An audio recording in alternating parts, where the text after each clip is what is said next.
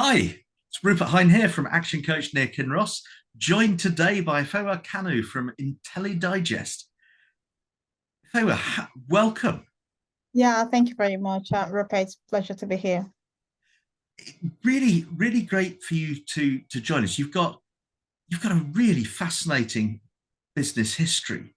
So, last 7 years you've been running IntelliDigest. Tell us what is IntelliDigest and what got you into running it? Interesting. IntelliDigest is a company that is focused on food system sustainability, and we work with stakeholders across the food system, and we support them through technology innovation and capacity building as they transition to adopting more sustainable practices. IntelliDigest is a purpose-led business, and for us, the purpose for us at IntelliDigest is ensuring that more people have access to good food and no child goes to bed hungry. So for us, that drives every action we take within IntelliDigest and how we support stakeholders across the food system from farm to fork in this transition to adopting more sustainable practices. I think the question will be, why do we need, this transition at this point? It's really important to highlight that over 30% of food produced for human consumption is currently wasted, and that contributes massively to, greenhouse gas emission, which also is also having a lot of effect on climate change. And also is important to highlight that currently, because of the way we engage with food, over 1.9 billion people are currently suffering from obesity, and the UK government spends over 18 billion pounds in healthcare service for obesity-related diseases. And that's not looking into other non-communicable diseases that also relate to cardiovascular diseases, which then lead to a lot of terminal diseases that we have in the society today. So we wouldn't also leave out the fact that over 900 million people are hungry globally. So that is, interesting factors we need to consider within the food system. And the issue is that we have over 33% of soil degraded, which means that the way we producing food today and the way we distributing and consuming food today is not helping us as humanity. Rather, it is further degrading the environment and also impact on our health. So we need to have a complete rethink of how we engage with food. And this is what IntelliDigest is doing, taking a food system approach to identifying areas we have challenges, because the food system is a complex system when you look at the different players in the food system, but really going through each of these processes, stages within the food system, identifying where the challenges are and try to work with those stakeholders to see how we can mitigate it. But more importantly, emphasizing the fact that households and individuals just like you and me, we have the power to change the food system. And unless we take the right decisions to help make that change, the chances is that we will continue to struggle with the food system and we continue to have access to food that doesn't improve our health and also further degrade our environment. Fantastic. So you're on a bit of a mission there. It's always good to have a big goal in business, but Yeah. there's not many bigger than changing the world's food system. So how did you get started? A very good question.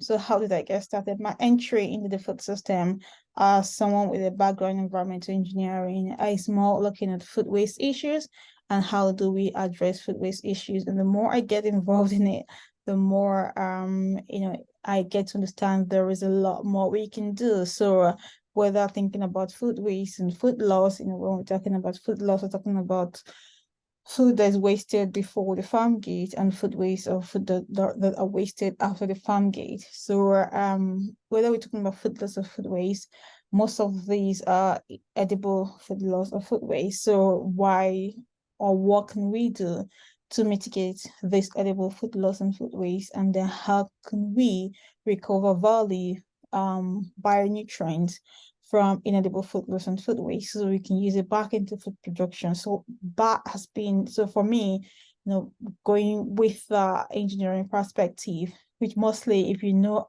an engineer is always a system thinker, because if you want to design systems, you need to break those systems into different components, build them separately, and then assemble them into a complete component. So coming with that kind of system thinking really helped me to look at the food system as a whole system, and how do we break them into these different components and approach each of the system separately, looking at what the problem is and then bringing it together and then saying, okay, those are the approaches we can take to make the system work better. So so for me, entering from the food waste expert and then continue to work with different experts, whether in terms of nutrition or whether in terms of agronomists, dietitians, horticulturists, aquaculturists, veterinary doctors, is always having that open mind to speak with them, understand what they do, understand where the problems are, and how you can help with the knowledge you have, either pulling them together to work together to solve the problem, or identifying where you can help them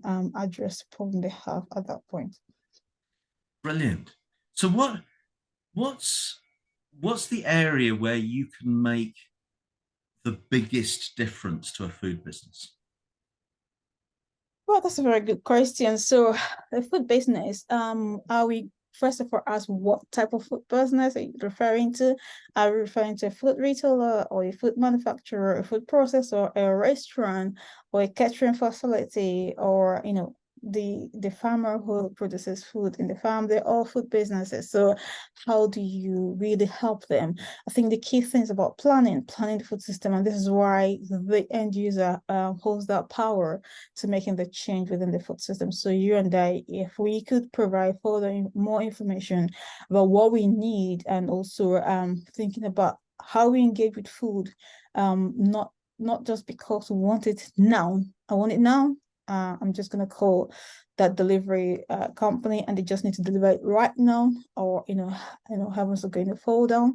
So it's about how do we engage with the food system in a way that can help the food system to heal and get better. So we have the power to make the change. So the food businesses, we can direct them to do what we want them to do.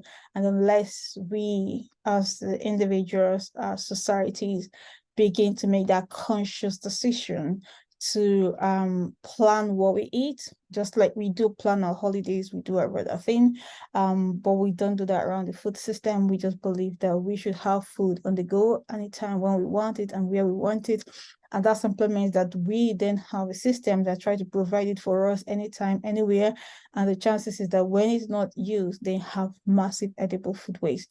But if we can put in a little bit effort in thinking about what we do around food, and also the planning, it means that we can help other players within the food system. So take, for instance, if a farmer knows that within a specific locality, more people are going to be demanding a certain type of fruits and vegetable, and he's been educated to know that if he plants those vegetables, it will help in building nutrient in the soil. It will help in the microbial activity in the soil. It will help integrated pest management, which means that he will use less nutrient, he will use less pesticides, he can do a lot more with cover cropping, which retains the soil quality. With that, the farmer, with that information, the farmer could be more informed to do that and take that risk to say, okay, I'm going to invest in mixed cropping. I'm going to invest in crop rotation because I know it's going to make a difference to the life of people, and it's going to help both improving the soil health, reducing my cost of production, and helping grow high quality produce than I currently do. That will come only because he's a lot more informed. Also, the farmer could also benefit a lot from use of technologies and satellite data, where the farmer can then plan better in terms of what they produce, when to harvest, and also how to use different production systems so that you can grow in and out of different weather, and then you manage what facility you use at every point in time, considering the weather condition. And there's a lot we can achieve the more we have the data insight on what end users need, and also help the farmer to plan ahead and work towards meeting those demands and as well as also eliminating all of the waste in the process. And when it comes to the food manufacturers and food processors and food retailers, all that planning will also help them in their activities and what they produce. And the processing they have to put in place to meet the nutritional and health demand of the end user, because then if they don't meet it, then the chances the end user wouldn't be interested in it. But overall, I think, regulators, governments, policymakers have got a role to play, and I'm so grateful to the Scottish government with the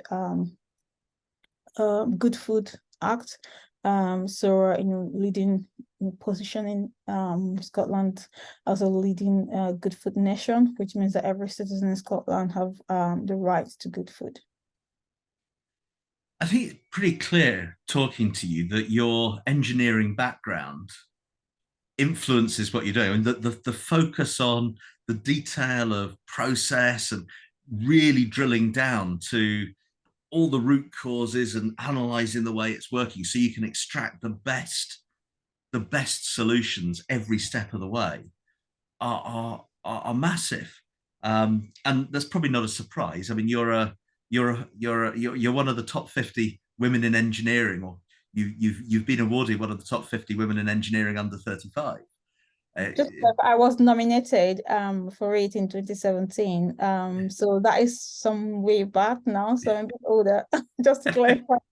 So, Well, the good thing is that I was recently selected for one of the iconic engineers from the Royal Academy of Engineering. So on the National Engineering Day, Royal Academy of Engineering did work with Transport for London to identify, I think, about 240 thereabout engineers across the world that they replaced the stations, the tube stations, with their names. So was pleased to have been selected as one of the iconic engineers across the world. For me, I think it feels more like being a Nobel laureate, because I saw a number of Nobel Prize winners also selected for that. So yeah, quite pleasing. yeah. So as an engineer who's on a mission, you've got a great idea, you're determined to make a difference, and you've set up a business. So what were the challenges that you had to overcome to make the business the success it is today? Thanks to repeat. I think I'll be careful using the word success, because there's still a lot more we need to achieve. Yeah, so but I'm so grateful for where we are and the journey we've been on. And I think for me, I think I will say I've got a very unique path in terms of my journey, being moving from academia into entrepreneurship and business. So while I was doing my PhD, I was privileged to get the Royal Society of Edinburgh Enterprise Fellowship. And I think that was a complete change for me and a massive support for me in my journey, because then you have access to mentors and you've been trained about business and different things you need to consider in doing business, and just being through that program really did make a massive impact in, I think it did make a massive impact in the journey that I have in entrepreneurship. And I think being lucky also to get the Royal Academy of Engineering Enterprise Fellowship at the back of that also widened our network, and also helped with my knowledge base around, developing a business and then getting that progress. And so I will say I'm very grateful for those opportunities, and I will say to anyone who is thinking of moving from academia into entrepreneurship, it's really important to explore such opportunities, and they're quite competitive, so if you're able to get on them, please do make the best use of them. So for me, I think that unique journey, having such a support at the very early stage, was very helpful for me, not just having the resource and the funding to focus on the business, but also having the wider network that helped to nurture what you're thinking. I know that I do have a very clear focus on what I want to achieve and what I want to do. But I wouldn't say that where we started is where we are today. Along the way, we've been able to rethink what we're doing, identify where there are opportunities, and explore our strengths, identify our weaknesses, and keep on with a focus on the vision of what we want to achieve. And I do remain very grateful to everyone who has been very helpful to me along that journey. Fantastic. So where next? What does the next 5 years hold for you? I think the next 5 years is quite exciting, and I'm definitely looking forward to it. And I think I will say that we've done a lot of hard work establishing IntelliDigest in the past 7 years, and we have clarity on what we're doing. And for the next 5 years, we're looking to continue to grow in capacity, especially with the World Food Tracker platform, being able to have that used globally across the world. And just to put a bit of touch on it, the World Food Tracker is a multi-stakeholder online platform that can help people plan their meal, buy food items, monitor their nutrition consumption, monitor their food waste, how much they're wasting, what's the economic value of what they're wasting, how they can plan better, and also support the farmers in planning, help them to have access to support network of consultants, have access to support suppliers of different equipment or machineries they need. And for us, having such a platform that can help and bring different stakeholders within the food system together to work and enable a sustainable food system it's been a journey, and we've put a lot of work into developing that over the years, and seeing that being adopted across the world is something that we looking forward to that growing, because we do have so many users on the platform across the world, and we want to see that number growing, especially in regards to the impact it could have on local communities, because as much as it's a global platform, it's very local focused, so you can actually use it on different languages and different currencies. It just allows you that flexibility to engage with the platform. So I'm excited for it, and I'm looking forward to the impact it will continue to make across the globe, and where we need to integrate with other partners and work with other partners to make sure that we continue to drive impact. We'll be very open to do that. We do have a number of technology solutions we're working on, and we're looking forward to wider commercialization and adoption of these technology solutions, and continue to partner with different stakeholders where there is synergies, and we can build on that. Brilliant. So if there's one piece of advice you'd want to give to somebody who's literally just starting out in business, what would that be? I think it's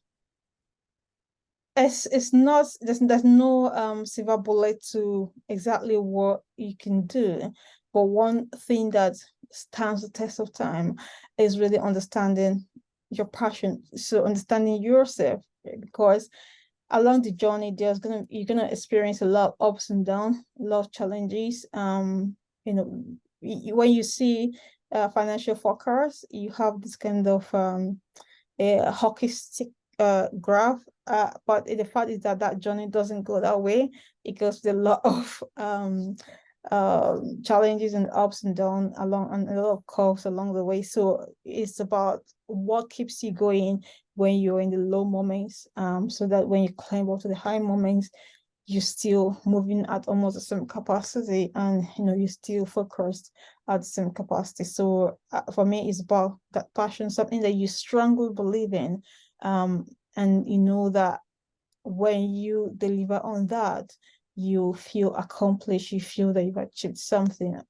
Please, it's important that you identify that, and then you work with it. I don't mean that you should be so rigid on that, in the sense that you don't allow scope for pivots. So as well as you need to be focused, you need to be flexible, because there could be so many routes to getting to where you want to go. But don't lose focus of the end point, but Yeah. explore different routes to get in there. Have that flexibility, have that focus, and know your passion. That would be my key word to them. Yeah, I couldn't agree more. I mean, it's it's the sort of lesson from Viktor Frankl, man's search for meaning.